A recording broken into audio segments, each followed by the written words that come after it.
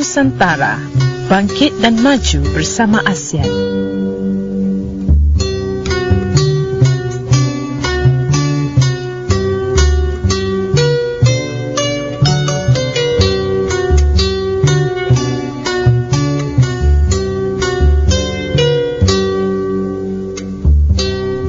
Selamat petang Kuala Lumpur, selamat petang Malaysia, selamat petang Nusantara. Bersama saya lagi Nurbaya Hassan dan saya Radita Arman Muhammad melalui Radio Dura Nusantara, bangkit dan maju bersama ASEAN.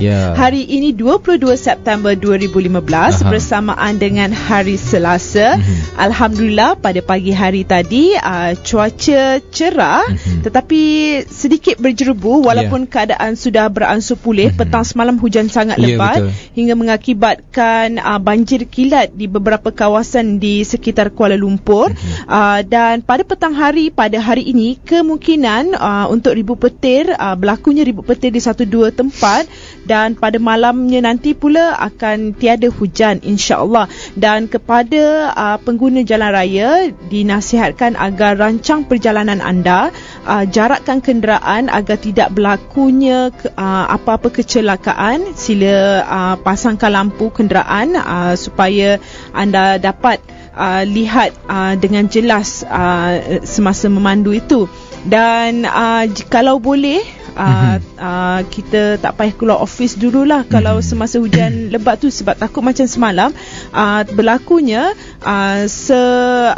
ada pokok tumbang di atas sebuah kereta yang sedang bergerak dan kecederaan berlaku pada si pemandu. Untuk mengelakkan keadaan tersebut, saya rasa kita tak perlu keluar daripada office dulu. Mungkin kita buat overtime ke, kan?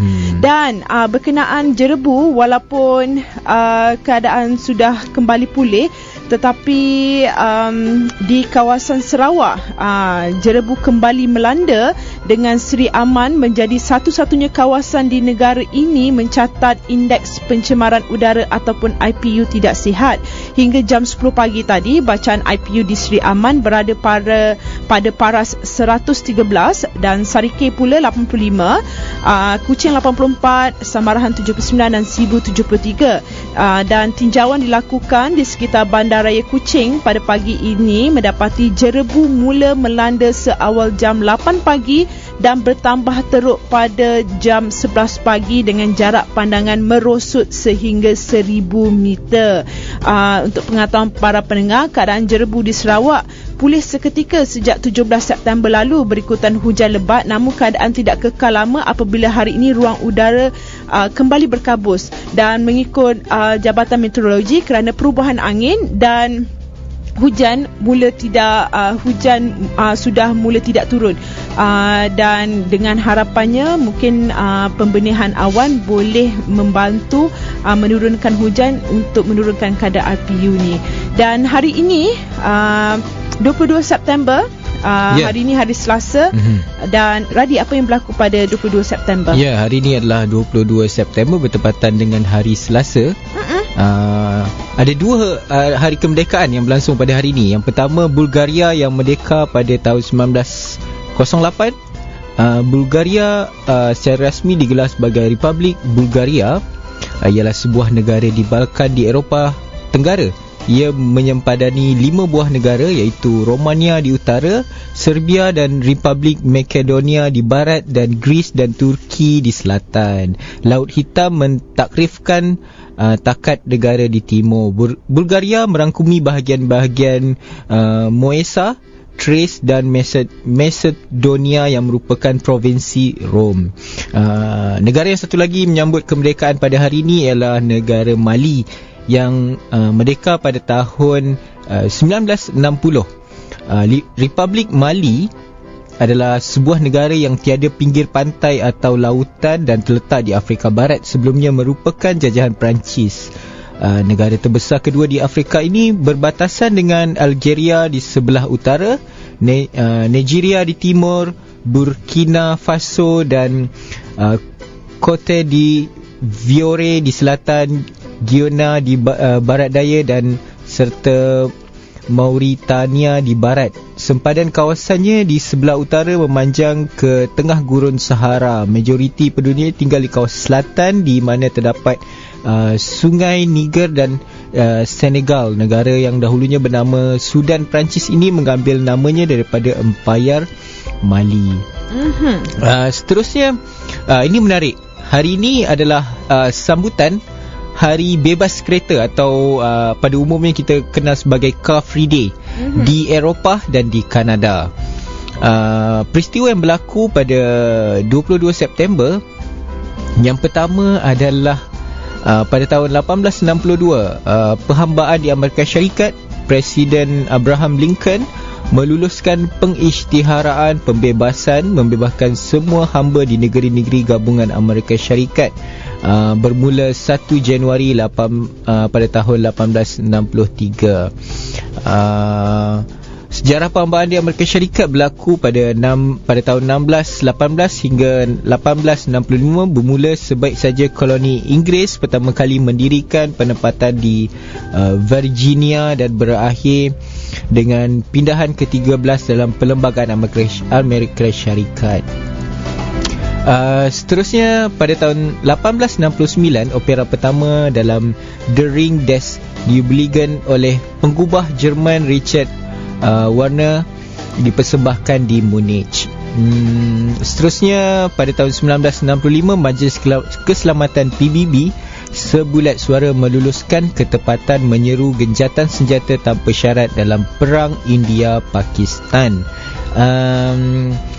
Pada tahun 2013, dalam pilihan raya Persekutuan Jerman, parti CDU pimpinan Angela Merkel memenangi kemajmukan kerusi Bundestag.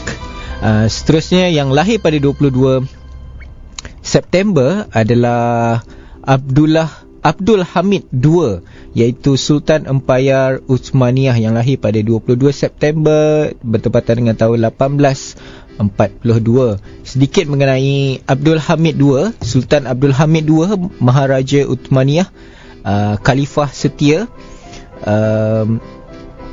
yang lahir pada 22 September 1842 dan meninggal pada 10 Februari 1918, adalah Sultan ke-34 bagi Empayar Uthmaniyah. Baginda telah memerintah bermula pada 31 Ogos 1876 hingga dilucutkan daripada tahtanya pada 27 April 1909. Pada pemerintahan baginda, Turki Uthmaniyah mengalami kejatuhan kuasa dan wilayah. Abdul Hamid II merupakan sultan terakhir Empayar Uthmaniyah yang memerintah dengan kuasa mutlak. Itu saja sejarah untuk hari ini, dan selamat Hari Kemerdekaan kepada negara Bulgaria dan juga Republik Mali. Okey, itu sejarah pada 22 yang berlaku pada 22 September. Dan hari ini saya ingin berkongsi tips mengenai penjagaan kasut. Ini bukan saja untuk para wanita, boleh apply kepada para wanita, boleh apply juga kepada para lelaki, terutamanya lelaki yang metroseksual yang sangat menjaga kepribadian mereka. Kadang-kadang kita beli kasut mahal, kasut kulit terutamanya, tapi kalau kita tak pandai jaga, sayang je. Sebab harganya mahal, kasut kulit, dan mungkin kadang-kadang kasut kulit itu limited edition. Kalau kita tak pandai jaga, jadi benda tu satu pembaziran buat kita. Jadi saya ingin berkongsi tips kerana kasut juga merupakan pelengkap penampilan seharian kita. Oleh itu penjagaan kasut adalah sangat penting. Antaranya, jika kasut didapati basah atau sebagainya, biarkan sepatu itu kering di kawasan bersuhu bilik. Elak menggunakan tenaga haba yang kuat atau alat pengering kerana ia menyebabkan kasut longgar, terkupas, pudar warna dan mudah merekah. Jadi salah satu tip juga boleh letak kat belakang peti ais. Kan, kita kalau dulu zaman-zaman sekolah balik hujan, kasut memang kena letak bawah peti ais, tak pun belakang peti ais. Kan. Jadi sebab one and only kasut je. Kan. Dan seterusnya, kotak kasut yang bersusun di pintu hadapan rumah maupun di dalam bilik tidur mungkin mencacatkan kekemasan rumah.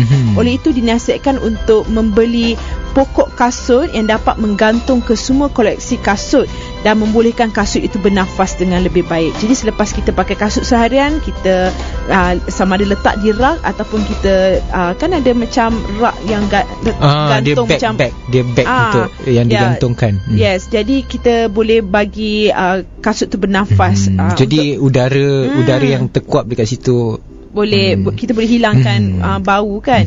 Dan kemudian elak menjemur kasut di bawah cahaya matahari yang terik dan membahang dalam kadar masa yang terlalu lama kerana boleh menyebabkan kasut jadi reput. Mungkin orang ingat kata nak jemur kasut agar cepat kering ataupun boleh hilangkan bau. Memang betul boleh hilangkan bau, tetapi kalau jemur jemur pada waktu yang sangat lama, ia akan menyebabkan kasut jadi reput pula.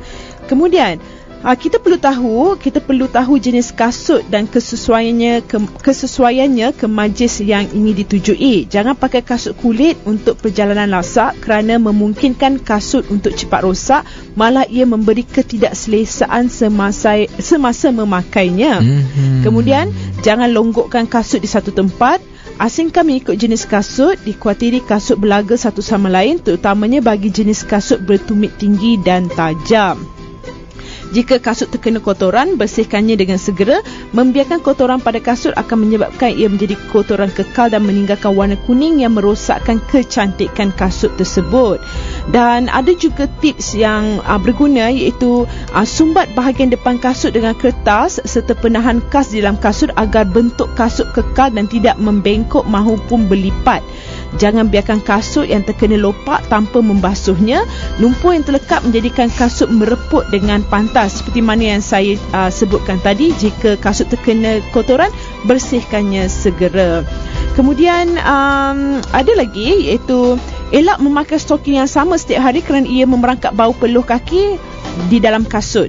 Letak pewangi di dalam rak kasut bagi menghilangkan bau kaki yang terperangkap sekaligus menjadikan bau kasut lebih segar.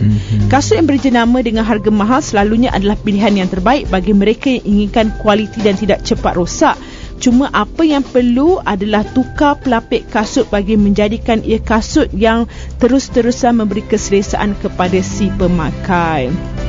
Yang seterusnya, kasut jenis baldu kalis air tidak boleh dibersihkan dengan berus yang kasar. Guna berus lembut dan gosok perlahan kerana sifatnya yang sensitif amat mudah terkoyak dan rosak. Dan yang terakhir sekali, tidak digalakkan memakai kasut yang sama setiap hari kerana ia mudah lusuh dan berbau. Kalau tiada kelainan, kasut ni tersebut akan ada kulat dekat dalam kasut tu. Itu antara tips penjagaan kasut yang ingin saya kongsikan, dan itu saja pengenalan dari kami untuk hari ini 22 September 2015 bersamaan dengan hari Selasa. Kita ke berita antarabangsa. Berita Nusantara.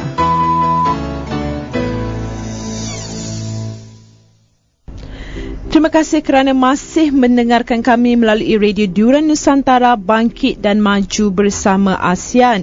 Hari ini 22 September 2015 bersamaan dengan hari Selasa, dan berita antarabangsa hari ini adalah berkenaan dengan Menara Eiffel Tower telah pun ditutup kerana terdapat suspek pengganas yang kelihatan membawa beg sandang. Menara Eiffel yang terkenal ditutup kepada semua pelawat pada hari Ahad lepas kerana seorang suspek pengganas membawa beg sandang besar dilihat menaiki ikon paling popular di Perancis itu. Polis anti pengganas disokong helikopter dilihat di mercu tanda terkenal itu susulan amaran diberi kira-kira jam 9 pagi. Satu sumber polis yang memberitahu agar mengosongkan menara itu kerana ada laporan seorang lelaki membawa beg sandang menaiki mercu tanda itu. Dan satu sumber lain polis pula berkata lelaki tidak dikenali itu dilihat dalam kawasan menara sekurang-kurangnya sejam sebelum ia dibuka, dan menjelang tengah hari lelaki terbabit masih lagi tidak dijumpai. Beratus orang sudah pun menunggu untuk naik, namun dimaklumkan harus mengosongkan kawasan itu kerana kaunter tiket telah pun ditutup. Dan untuk pengetahuan para pendengar, menara itu kerap menerima ancaman kumpulan pengganas termasuk Al-Qaeda dan kumpulan militer negara Islam IS, dengan kawalan keselamatan dipertingkatkan sejak serangan 3 lelaki bersenjata di bandar itu Januari lalu. Satu halangan polis dibentuk di sekitar menara dan orang ramai dipindahkan ke tebing berhampiran sungai Seine. Ada beberapa amaran bom diterima di Menara Eiffel itu sejak beberapa tahun kebelakang ini, dengan Perancis ketika ini berada dalam keadaan berjaga-jaga pada peringkat tertinggi. Ketika pemburuan lelaki itu diteruskan, polis tidak menolak kemungkinan dia mungkin seorang ahli payung terjun ekstrim yang berharap untuk terjun dari struktur itu. Kerana pernah berlaku pada masa lalu, penerjun menyembunyikan alatannya pada malam sebelumnya dan kemudian masuk ke dalam menara dan terjun sambil merakam video keesokan harinya. Dan pada tahun 2005, seorang penerjun dari Norway telah pun maut ketika cuba melompat dari menara berkenaan. Menara besi itu adalah setinggi 320 meter, dibina untuk pameran dunia pada tahun 1889 dan kemudian bertukar sebagai simbol berprestij Perancis moden.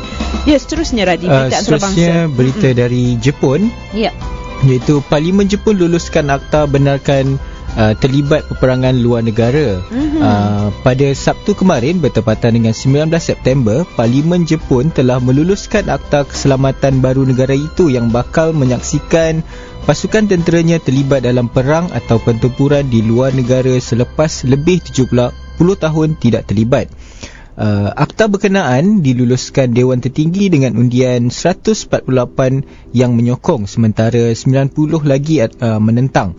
Penguatkuasaan akta berkenaan menghapuskan larangan tentera terlibat dalam kempen atau operasi pertahanan sekutunya biarpun Jepun tidak diancam secara langsung. Perlembagaan Jepun menyekat penglibatan tentera dalam pertempuran luar negara sejak ia tewas dalam Perang Dunia Kedua 70 tahun lalu. Proses pengundian akta berkenaan sebelum ini tertangguh beberapa jam susulan bantahan blok pembangkang dan turut mengundang protes besar-besaran rakyat di luar Dewan. Kerajaan pimpinan Perdana Menteri Shinzo Abe mempertahankan keperluan dasar baru itu bagi mengimbangi kuasa dan ancaman yang disifatkan semakin memuncak dari China. Parti Liberal Demokratik LDP memegang majoriti di kedua-dua Dewan Rendah dan Dewan Tertinggi. Ia membolehkan pengundi akta dijalankan tanpa halangan besar. Sejumlah 200 jam dihabiskan untuk mendebatkan akta berkenaan. Pada itu, penganalisis politik menyifatkan akta keselamatan baru berkenaan sebagai satu mesej Jepun kepada dunia bahawa era untuk terlibat dalam konflik susulan polisi pertahanannya sudah berakhir. Dan seterusnya berita daripada Hunan, China. Ini mengenai 20 pelajar wanita sebuah universiti didenda tidur di atas padang kawat dan berlari dengan kepala mereka dimasukkan ke dalam baldi sebagai hukuman tidak membersihkan bilik, Radhi. Lebih memalukan, hukuman terhadap pelajar baru di College Vocational untuk Bahasa Asing itu disaksikan oleh 2,000 pelajar yang lain. Hukuman denda seperti berlari di dalam hujan dan diherdik jurulatih menjadi kebiasaan sekiranya pelajar melakukan kesalahan. Dan setiap pelajar baru di universiti di China wajib menyertai kursus latihan ketenteraan bagi membentuk disiplin dan semangat cintakan negara. Dan gambar yang saya terima menunjukkan sekumpulan pelajar lengkap dengan selimut tidur di atas padang kawat yang tersebar di internet baru-baru ini. Adalah merupakan salah satu contoh denda yang sangat popular. Walaupun dikritik oleh pengguna internet kerana dianggap memalukan, tetapi bagi sebilangan pelajar, mereka merasakan denda itu masih lagi ringan. Dan sementara itu, pengetua kolej berkenaan mengakui hukuman seperti itu boleh mengganggu emosi pelajar. Tetapi pengetua kolej berkenaan mengarahkan jurulatih supaya tidak terlalu tegas terhadap pelajar ini bagi mengelak mereka tertekan. Itu yang berlaku di Hunan, China. Dan seterusnya berita antarabangsa yang terakhir mengenai Taliban membunuh jemaah solat dalam masjid.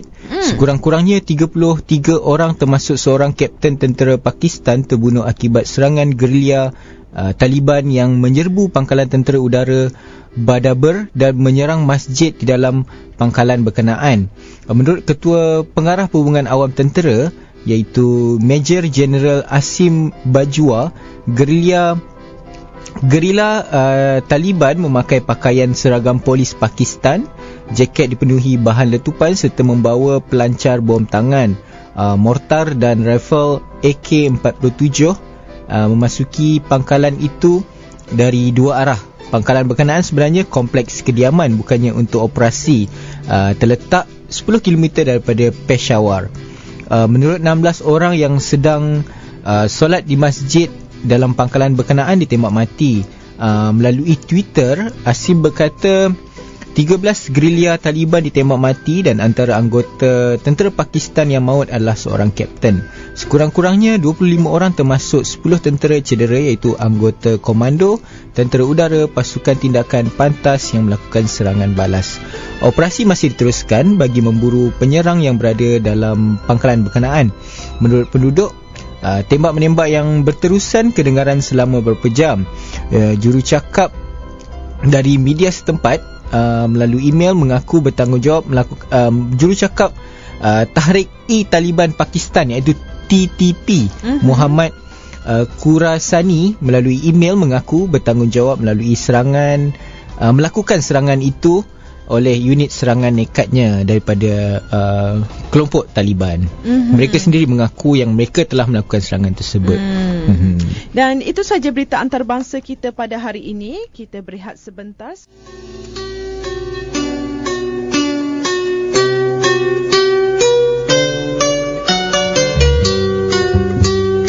Duran Nusantara, bangkit dan maju bersama ASEAN.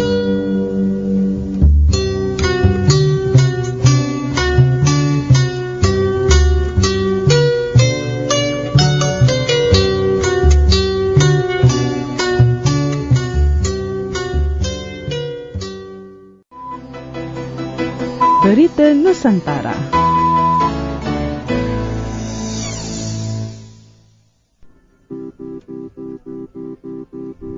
Terima kasih kerana masih lagi mendengarkan kami melalui Radio Duran Nusantara, bangkit dan maju bersama ASEAN.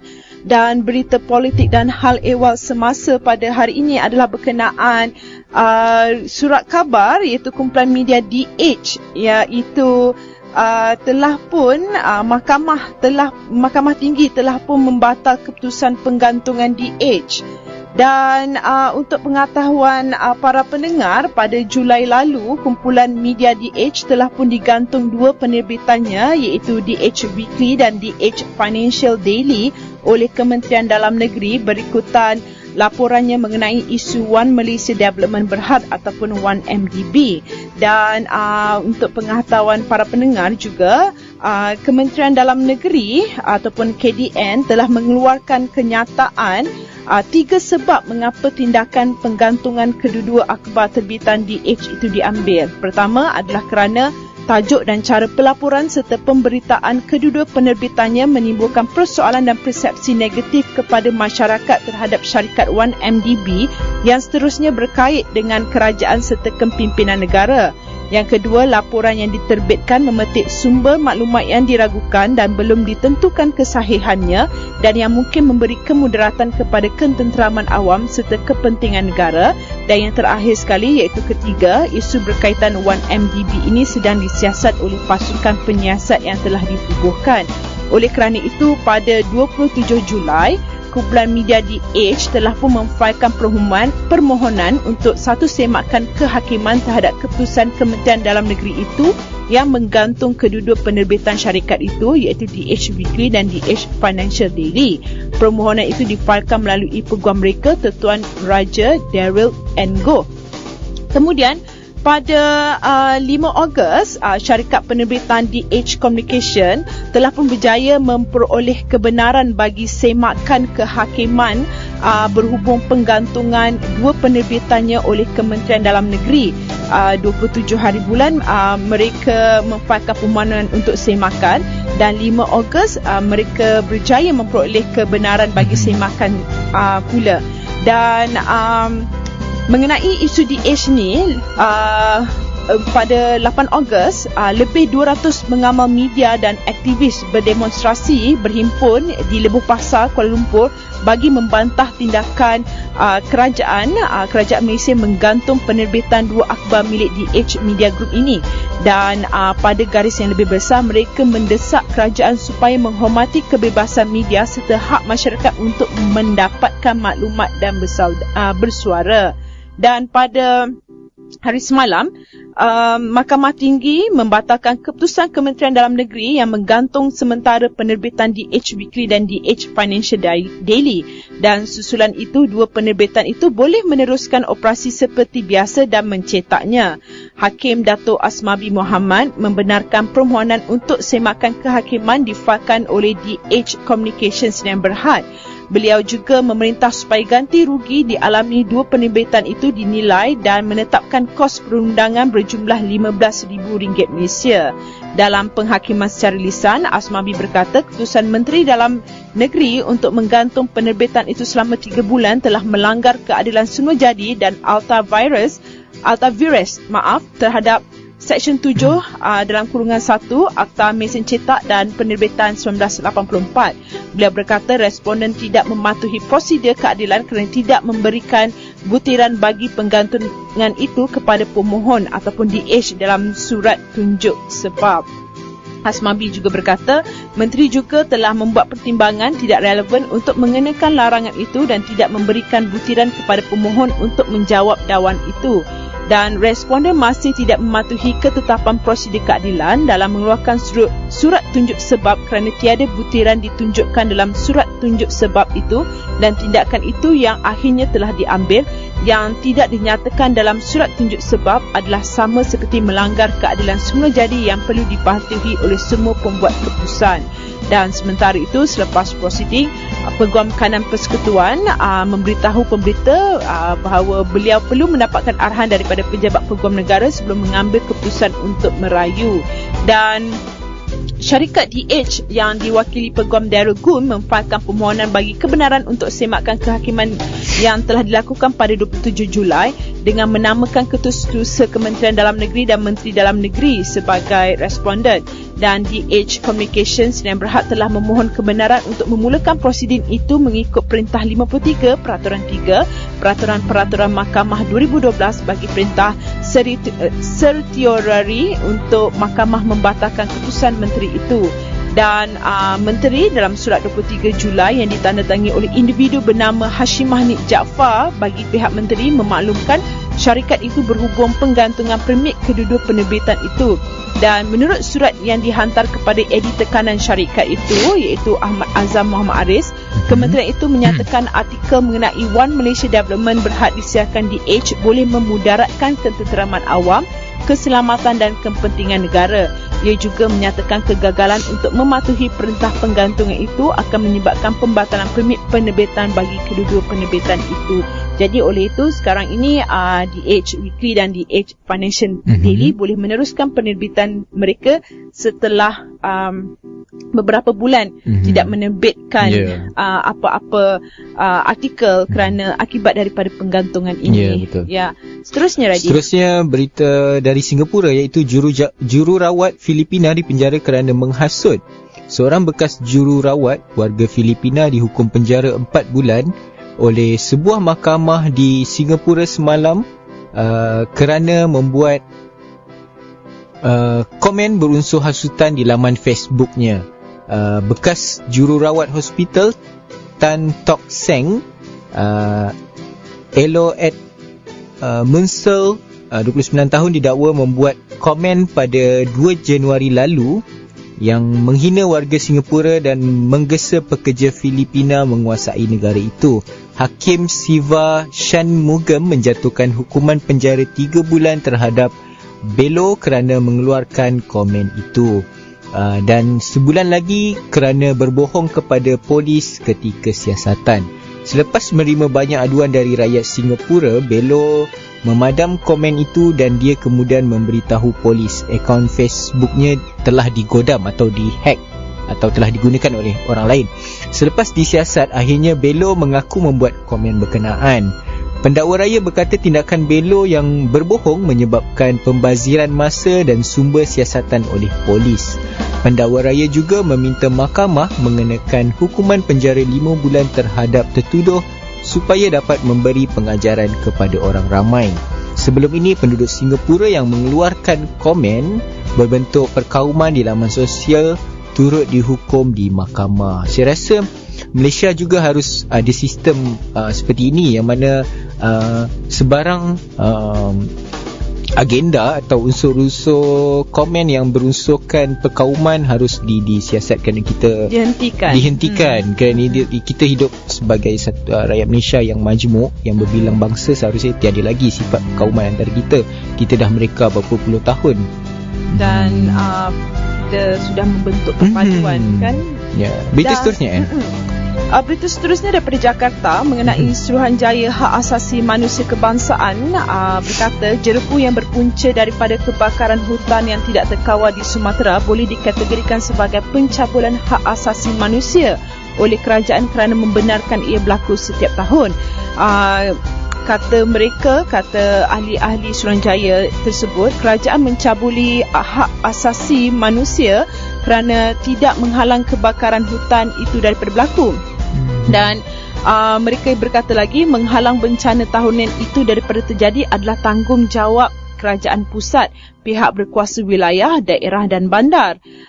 Seorang lagi ahli Suruhanjaya berkata penyebaran jerebu itu melanggar hak asasi penduduk mendapatkan kehidupan yang sihat. Mereka mendesak kerajaan untuk memindahkan sementara penduduk yang terjejas, terutamanya kanak-kanak, ke lokasi yang bebas jerebu. Dan masalah jerebu akibat kebakaran hutan bukan sahaja menjejaskan sebahagian Indonesia tetapi turut merebak ke kawasan Malaysia dan Singapura. Pembakaran hutan untuk aktiviti membersihkan tanah pertanian adalah punca jerebu yang melanda rantau ini setiap tahun. Oleh itu mereka menggesa agar pihak kerajaan pusat Indonesia, pihak berkuasa wilayah, daerah dan bandar menghalang kebakaran hutan itu, mencari alternatif untuk menyelesaikan masalah jerebu itu dengan mungkin menghalang aktiviti kebakaran itu. Kemudian seterusnya berita daripada Indonesia juga. Ini berkenaan dengan gaji pekerja yang dihantar ke Malaysia. Kerajaan Indonesia mahu kenaikan gaji pekerja yang dihantar ke Malaysia. Isu kenaikan gaji untuk pekerja Indonesia merupakan antara isu yang akan dibangkitkan sewaktu pertemuan wakil kedua-dua negara di Kuala Lumpur bulan depan bagi membincangkan isu berkaitan penghantaran tenaga kerja Indonesia ke Malaysia. Menteri Tenaga Kerja dan Transmigrasi Indonesia iaitu Muhammad Hanif Dakiri berkata perbincangan di Kuala Lumpur itu akan mencari penyelesaian bagi proses penempatan pekerja yang masuk secara sah di Malaysia. Dan Muhammad Hanif juga berkata proses penempatan pekerja Indonesia di Malaysia memerlukan penyelarasan yang baik antara kerajaan Malaysia dan Indonesia. Kemudian ada juga yang menyatakan bahawa kerajaan Indonesia berharap supaya kos penghantaran pekerja ke Malaysia ditanggung sepenuhnya oleh majikan dan tidak dibebankan kepada pekerja. Itu saja berita politik dan hal ehwal semasa.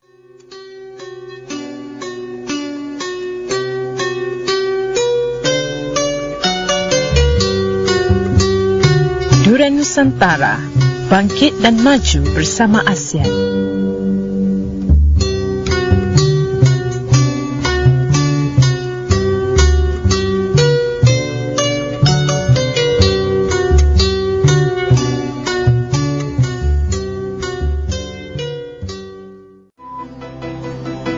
Berita Nusantara. Terima kasih kerana masih mendengarkan kami melalui Radio Durian Nusantara, bangkit dan maju bersama ASEAN. Hari ini 22 September 2015 bersamaan dengan hari Selasa. Kita continue berita ekonomi dan bisnes. Ini berkenaan dengan ucapan oleh Gubernur Bank Negara Malaysia Tan Sri Dr. Zeti Akhtar Aziz. Beliau berkata ekonomi Malaysia dijangka kembali mengukuh sekiranya faktor global dan keyakinan domestik dapat diatasi dengan segera. Antara faktor utama yang perlu diatasi terdiri daripada keputusan Rizab Persekutuan Amerika Syarikat untuk menaikkan kadar faedahnya, pengukuhan harga komoditi dan tenaga, pemulihan ekonomi China serta kemelut domestik yang melanda negara ini. Beliau berkata demikian pada Forum Perkembangan Terkini Ekonomi Malaysia 2015, anjuran Unit Pengurusan Prestasi dan Pelaksanaan ataupun pemandu semalam. Hadir sama Menteri Perdagangan Antarabangsa dan Industri Datuk Seri Mustafa Mohamed, Menteri di Jabatan Perdana Menteri Datuk Seri Abdul Wahid Omar dan Ketua Pegawai Eksekutif Unit Pengurusan Prestasi dan Pelaksanaan ataupun pemandu iaitu Datuk Seri Idris Jala. Zeti menambah pihaknya percaya China sudah mengambil langkah proaktif untuk meningkatkan semula pertumbuhan ekonominya biarpun hasilnya bukan dalam tempoh jangka pendek. Malaysia perlu membina kekuatan serta daya tahan sendiri bagi membolehkannya menempuhi ketidaktentuan yang berlaku di China serta Amerika Syarikat. Dan mengenai isu membabitkan One Malaysia Development Berhad, Zeti berkata Bank Pusat itu sudah menyelesaikan bahagiannya dalam siasatan berhubung pelanggaran kelulusan dana pelaburan strategik itu dan laporan berkenaan sudah pun diserahkan kepada pejabat peguam negara. Dan mengenai 1MDB ini, Zeti ada memberi komen bahawa isu mengenai syarikat pelaburan strategik negara One Malaysia Development Berhad ataupun 1MDB ini perlu diselesaikan segera bagi memulihkan ringgit agar ekonomi terus berkembang. Dan dia ada menambah bahawa kita ataupun negara Malaysia tidak perlukan apa-apa lagi skandal dan Malaysia tidak perlukan lagi ketidaktentuan politik, dan apabila kesemua isu berkenaan 1MD diselesaikan barulah Malaysia boleh menyaksikan pemulihan ringgit. Dan ini pula, kenyataan Zeti ini pula disangkal oleh 1MDB sendiri. One Malaysia Development Berhad ataupun 1MDB menyangkal kenyataan Gubernur Bank Negara Tan Sri Dr. Zeti Akhtar Aziz yang mengaitkan syarikat itu dengan kelemahan ringgit, Radhi. Kerana menurut 1MDB, ringgit seperti mata wang krona Norway, dolar Australia dan rubel Rusia mengalami kelemahan akibat kejatuhan mendadak harga minyak. Faktor lain menyumbang kepada kejatuhan ini termasuklah jangkaan kenaikan kadar faedah Amerika Syarikat dan kebimbangan kelemahan dalam pasaran membangun. Dan 1MDB menegaskan bahawa nilai aset syarikat itu melebihi jumlah hutangnya. Malah 1MDB memaklumkan ia berterusan memenuhi tanggungjawab hutangnya walaupun tanpa mungkir kepada peminjam dalam dan luar negara, walaupun isu 1MDB ini sedang hangat diperkatakan. Itu saja berita ekonomi dan bisnes.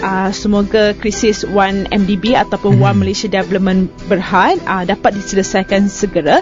Seperti mana yang telah saya sampaikan tadi, rakyat Malaysia harus tahu duduk letaknya kes ini, kerana supaya tidak ada lagi kecelaruan ataupun orang kata macam tidak ada benda yang kita kerajaan sembunyi-sembunyikan, kerana rakyat sekarang ni sudah bijak membezakan mana yang baik dan mana yang buruk, mana yang betul dan mana yang salah. Lagi disorot-sorotkan, mungkin lagi banyak pertikaian yang akan timbul. Ya, sebelum kita akhiri berita Nusantara kita, kata-kata bijak daripada Radhi hari ini apa ya? Ya, hari ini sempena mendekati hari Lebaran Haji atau Idul Adha. Tak lama lagi, pada hari Khamis 24 hari bulan September. Yang tak lama lagi akan mengajar kita erti berkorban. Saya akan bacakan kata-kata bijak dari Gus Mus. Pendek je. Mengenai kesombongan dalam diri kan. Cara meredakan kesombongan dalam diri adalah dengan mengingat asal dan akhir kita. Daripada situ kita sedar setinggi mana kita sombong, Kita berasal daripada mana dan kita akan berakhir di mana. Tak guna kita bersombong. Kalau kita terbang tinggi sangat, kita akan jatuh dan akan sakit. Oleh itu lebih baiklah kita gali ke dalam dan jumpa mata air, itu lebih bagus. Kan? Kalau jatuh tak sakit sebenarnya, kita dah memang kat dalam kan. Terima kasih. Salam hormat, salam kasih sayang, salam Nusantara. Kita jumpa esok. Selepas ini kita akan ada segmen ruang tamu kita. Menarik kan. Dari situ saya belajar hubungan antara dua negara bukan sahaja boleh kita capai melalui ekonomi atau politik saja, ternyata dari bidang seni juga kita boleh menghubungkan dua negara kan. Apa tu? Persembahan gabungan wayang kulit Kelantan daripada Malaysia dan persembahan Ido Ito Ayat Suriningyo daripada Jepun. Kita sudah sedia maklum bahawa jalinan hubungan antara Jepun dan Malaysia dari dulu lagi sudah akrab. Tetapi persembahan gabungan ini dua bentuk persembahan yang sememangnya berbeza tetapi disatukan di atas satu pentas yang sama. Dan kita akan mainkan rakamannya sebentar lagi untuk segmen ruang tamu kita. Salam hormat, salam cinta sayang. Salam Nusantara.